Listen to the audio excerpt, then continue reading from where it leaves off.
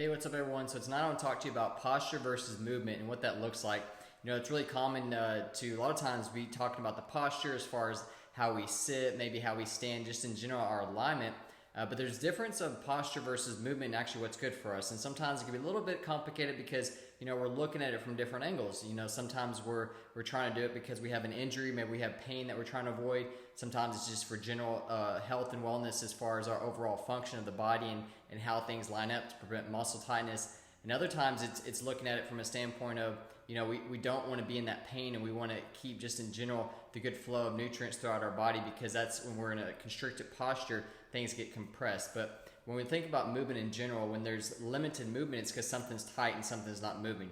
And so it's easy to say, okay, well, they both relate, but then it's also easy to say there's some differences. And I want to show that to you. So, always remember back, times when we were going through different workouts and trainers, or if we jump into certain groups, they'd always say, especially like if we're doing maybe like a flutter kick, laying on our back, doing a lot of abs, because this is a pretty common one. But when you're doing, like, we're laying there, and they'd always say, make sure your back is flat, no matter how hard, how much it hurts. Make sure you keep that stomach tight, and you're pushing down, keeping the legs straight, and it's always about keeping a certain posture. And I just always remember at that time, this is a while back, but at the time that my back would just always kill me when we were doing this. I was like, I can't do this that long, because things, for some reason, I knew things were out of alignment just from the feeling of it, but at the same time, it wasn't sustainable, meaning I knew it was going to cause injury. So I'd always modify it by either putting the hands behind the back or underneath the sacrum to lift the hips up. And they'd say, no, don't do that, or that's cheating, or that's not the right way to do it. Just work through the pain. Well, here's the reality of it, is when people, and if someone ever tells you this,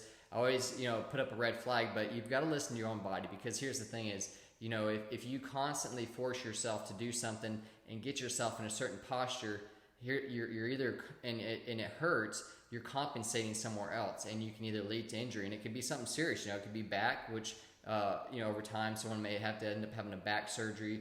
It could be something with the shoulder, the neck, the knee, and so we have to be really, really careful with that. Another instance could be like something when someone says, make sure you sit up tall and in your chair in order to prevent low back pain. Well, that's always good, and it's a good thing to think about. But in reality too, is if you're one of those that you're always working on your posture, sitting up tall, but you always still experience pain, well, the reality is that just means you have a rotated hip, pelvis, where things are rotating. And if you force yourself, for example, let's just say in a seated position, and we have that little bit of rotation at the hips, but we still force ourselves to sit up, it's never going to feel comfortable. And you're always going to end up side bending or compensating somewhere else in the body. So you'll see that kind of that curvature, that what they call, like, looks like a little bit of scoliotic curve, and then also just general compression along the upper body, because it's pulling down, because the rib cage gets kind of a spiral effect up to the neck. And so whereas it is good saying, yes, we do want to keep a certain good posture, if you find yourself always struggling when you're trying to maintain good posture, you're struggling with having extra pain somewhere else in the body, or just general comfort, really try to assess and see where is that pain coming from, because that's basically telling you, even though you are keeping good posture and it is something we want to maintain, we're not able to maintain that good posture because something else is locked up, something's stuck. And it could be typically, especially if you're in a seated position, a lot of times it typically resonates and it goes back to our core, our center point. So here's probably a simple tip for a lot of people is, majority of our pain that we experience from anywhere from head to toe is usually related to our core somewhere.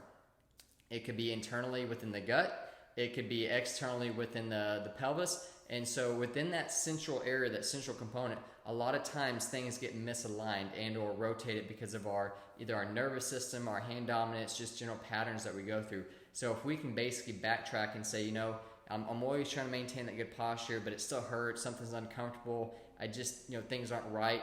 Try to assess and see where you're at, because that's where you're going to find where you need to focus. Meaning, if you're saying, okay, I sit up tall, but I still got that pain in the middle of my back. Well, a lot of times thinking, okay, what's in the middle of the back? There's got the shoulder blades, the rib cage, and then we start going back into the core, the center point. So a lot of it is trying to trial and error and trying to figure out, okay, where can we backtrack? Where can we find that spot that's locked up, that's tight, that's limiting us from moving? And so that's going to be the key. So once we understand this, then we can say, okay, I can go in there and I can work on some hip motion. I can work on some mobility exercises, opening up my upper body, do some stretches, some mobility. And again, we talked about this before. There's 3 planes of motion. So don't get too wrapped up in saying, you know, I've got my own specific routine of stretching, because I hear this all the time. And everyone's like, I stretch all the time. I'm like, really? What do you do?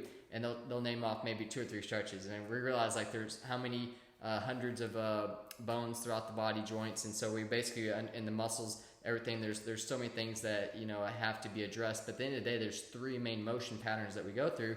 That is going to be your sagittal plane, which is front to back, your frontal plane side to side, and your transverse rotational. And so if we're not hitting a majority of those, meaning those 3 planes of motion at those major joints, we're not going to break up our patterns, and we're going to always kind of be tight or restricted in a certain range. So the key is understanding that there's more than a few stretches, and I don't always just say maybe just a stretch, but look at it more as mobility throughout the program. Yoga is going to be a great one for a lot of people if you can participate in it, depending on what your level you're at and or fitness, maybe an injury. To be able to go there and participate, you know, there's modifications you can do, but just an overall to open up the full body, because here's the thing, it's very dynamic. We have to kind of hit it from all different directions, and so that's going to be a key. So when you can improve your movement, then you can improve your posture, because it's like Lego pieces, you know, it's all about construction. So, you know, if certain pieces don't line up, then basically what happens is something gets rotated or something gets shifted.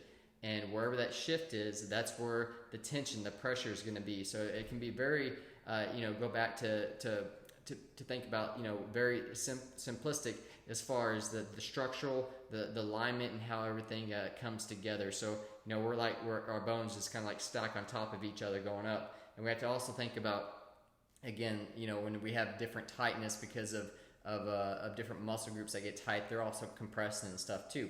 Another common thing can be, you know, someone says, well, my knee hurts a lot. And so we don't typically think about this, but, you know, we may tend to, you know, try to keep a good posture sometimes, and we force ourselves in this posture, meaning we stand up straight, or we stand in a certain position.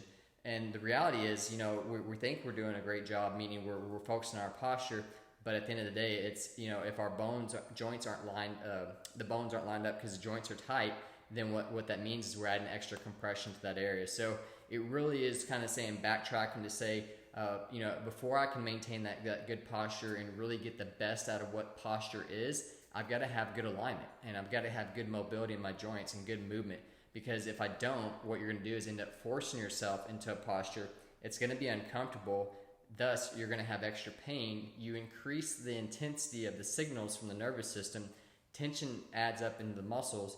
We have more stress. We basically don't feel as good because of all the negativity that's going on within the body, and thus we don't get the result we're wanting, and we get frustrated. So, you know, if you find yourself getting in that position where you're saying, you know what, I've been really focused on my posture, I sit up tall, I try to, you know, get in good positions, you know, try to rethink about this and say, you know what, yes, still keep trying to maintain a good posture if you can, and if it doesn't bother you, that's awesome, that's great, you know, stay focused on that.